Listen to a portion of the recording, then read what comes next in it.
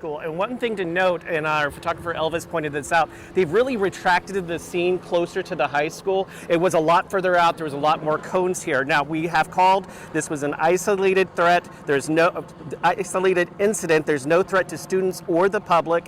I talked to Tim Leary. He hosts a radio show on New Country 103.1. Both of his kids are in that building right now. He said they're totally fine. I have several calls into other parents, and they're calling us back right now, so we'll get you that point of view from the parent. I want to bring in Victor real quick. Victor, can you add anything to what I just said? Yeah, absolutely. I think we were one of the first crews that got here, and on the other block, not where we're standing, but a lot of people walking around, a lot of parents with kids, and you can definitely see it on their face. They're looking around and wondering what's going on, and especially since the school is so far off beyond where the main roads are. I think they're trying to talk to their kids or maybe teachers or anything that could kind of give us an insight into what's happening on campus this morning. One of the things I noticed was that the parents are timidly walking up to PBSO saying, hey, what can you tell me? And they're giving them the most information they can. Your kids are safe, they're good. Elvis, you're trying to point something out. What was that?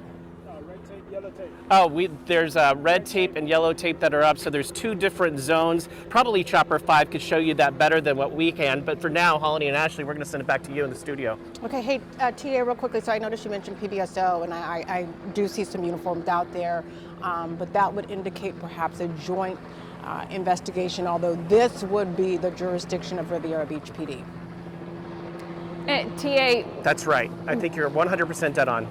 And TA, you mentioned, parents, looking for answers there. We heard a similar thing from Brooke Chow. We heard similar from Victor Jorges from the moment he arrived on this scene. So hopefully you guys have been able to convey the message, if they're not visually, getting that message through, that there is no threat to their kids, no threat to the public. I'm so glad you pointed out that you've been in touch with people that have kids inside that school that are alerting the parents from inside the school that they're okay. Certainly brings peace of mind. Yeah, absolutely. I mean, I think there's probably not going to be full peace until you get your arms around your child, but to see, from the exterior 100%. that things are, it appears under control. I mean, that's a big takeaway from all of this. TA, I know you're standing by near Victor. I know we've talked a lot about Suncoast High School. There's another grammar school in the area. Can you guys kind of offer anything to that? Do we know if there's an official lockdown there? And also the name of the school, if you guys can tell. Well, the name of the school is on the sign somewhere. I just saw Dr. Mary McLeod Boothine Elementary School. I've seen parents and students, how about you, Victor, that have been going in and out, so it doesn't appear that they're on a lockdown at this point, but there is a school police officer out front.